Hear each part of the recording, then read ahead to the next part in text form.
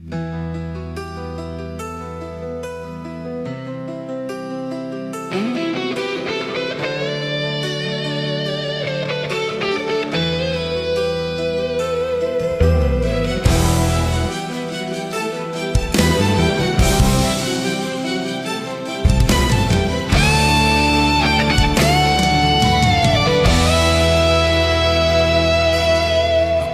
sinilang na kapos sa yaman, sa mundong hindi patas ang laban.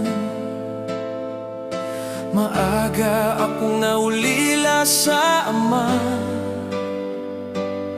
at ang ina ko'y unti-unting nanghihina. Sa murang edad, pasan ng problema, habang ang luhay tinatago sa mata, habang ang iba'y may tahanang ligtas. Kami nakatayo sa gilid ng bukas.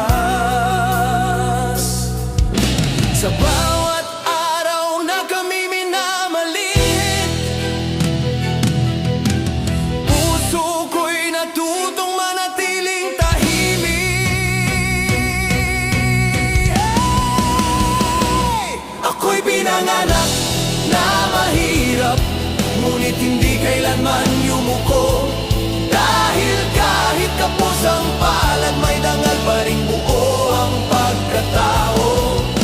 Hinamak man, tinapakan man, di ko hahayaang ako'y maglaho. Ako'y pinanganak na mahirap, ngunit di ako tulad ng mga api sa kapwa ko.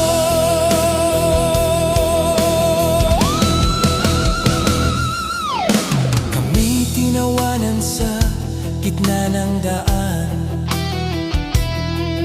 itinuring na basahan ng lipunan. Sa mata nila'y wala kaming halaga, ngunit sa puso ko'y may apoy ng pag-asa. Kaya ako'y lumisan, mag-isang naglakbay, upang hanapin ang saysay ng buhay. Hindi para tumakas sa kahapon, kundi upang patunayan ang bukas ay mayroon.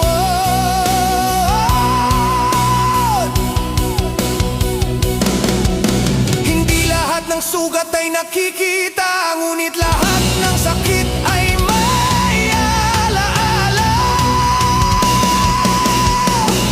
ako'y pinanganak na mahirap, ngunit hindi kailanman yumuko. Dahil kahit kapos ang palad, may dangal pa ring buo ang pagkatao.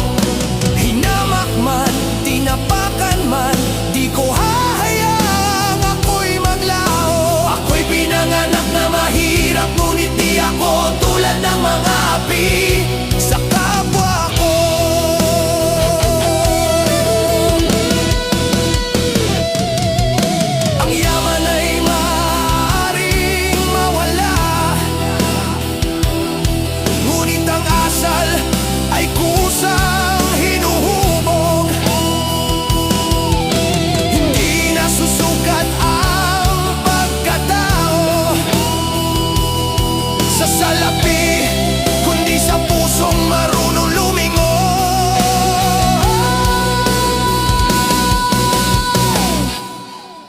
Paano tatawaging dakila kung kapwa mo iyong niyuyurakan?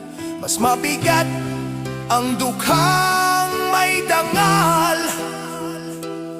kaysa mayaman na walang puso't konsensya.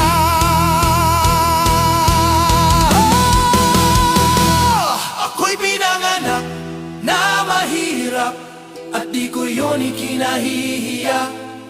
Pagkat dala ko ang aral ng buhay na di mabibili ng salapi at ginto. Ako'y pinanganak na mahirap, mahirap, ngunit may paninindigan at respeto. At sa mundong puno ng pang-aapi, ang dangal ang tunay na kayamanan ng tao.